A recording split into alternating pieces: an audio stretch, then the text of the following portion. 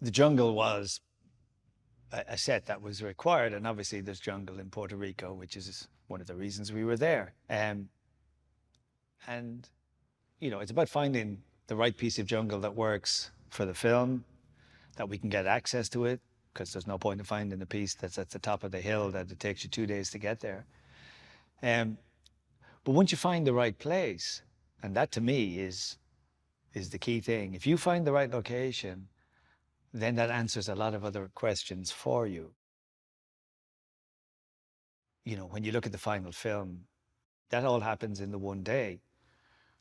If anybody cares to look at the weather during that one day, it changes drastically through the day. So my job is not about waiting till everything is either sunny or everything is overcast. It's about knowing that that's good enough to get away with, because if we don't shoot it now, we lose the shot.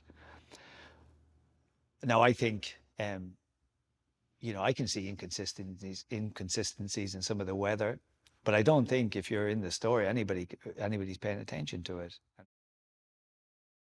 The first approach, shaking the camera and leaving a fuselage of the aircraft on the ground, nobody would believe any of that.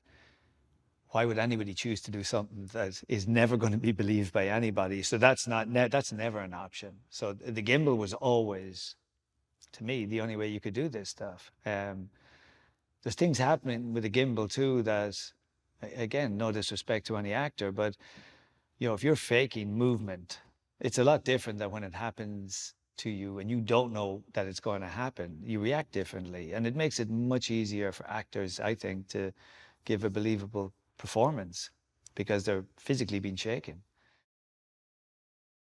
Some of the shots, I had to do one running backwards from the end of the aircraft into the cockpit, running backwards, handheld, with the mercenaries charging full blast at me. I hit a lot of seats like that because it was like that. That's not something, but it brings with it the realness that you do believe. And sometimes when the aircraft moves, it knocks the camera a place you mightn't necessarily want it to go, but as long as you're still on the set, that looks real, because that's what would happen too. So it brings a realness with it that for some people, I think it's hard to, even with the best operators in the world, it's hard to fake that realness. There's some stuff you can do, but sometimes it's worth just do it for real. That fight, which I think works really well, that's one take, about a 2-minute long take, where we didn't use a stunt person. It was Jerry doing everything. Now, physically, to do a 2-minute stunt scene, if you're not been serious training, that's tough. Just physically going, it's tough for him, and it's tough for Eric, the camera operator. But myself and Jean-François felt that that scene would be amazing if we could do it as a one-take thing,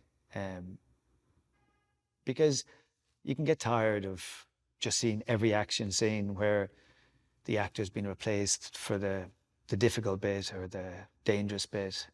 That to me was interesting. But Jerry, I wouldn't be surprised if Jerry was a little hesitant at first about that, because it's not a usual thing to get the main star to do the scene.